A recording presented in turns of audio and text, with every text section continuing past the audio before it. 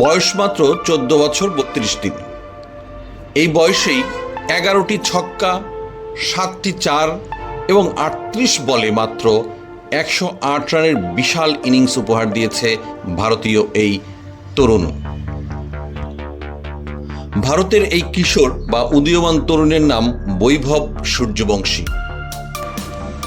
এই বৈভব সূর্যবংশী এখনই হচ্ছে ভারতের সবচেয়ে কনিষ্ঠতম আইপিএলের সেঞ্চুরিয়ান।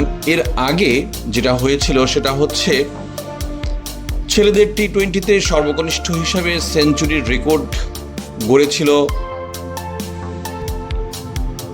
2013 সালে সৈয়দ মুস্তাক আলী। তার বয়স ছিল তখন 18 বছর 118 দিন। এই বয়সে তিনি তখন সেঞ্চুরি করেছিলেন, যার এখন বর্তমান এই রেকর্ডের মালিক হচ্ছে বৈভব সূর্যবংশী। বৈভবের এই দুর্দান্ত আগুন ছড়া ব্যাটের ফলে গুজরাট টাইটান্সকে পরাজিত করে আইপিএলে টিকে থাকল। সুধী মণ্ডলী, ধন্যবাদ।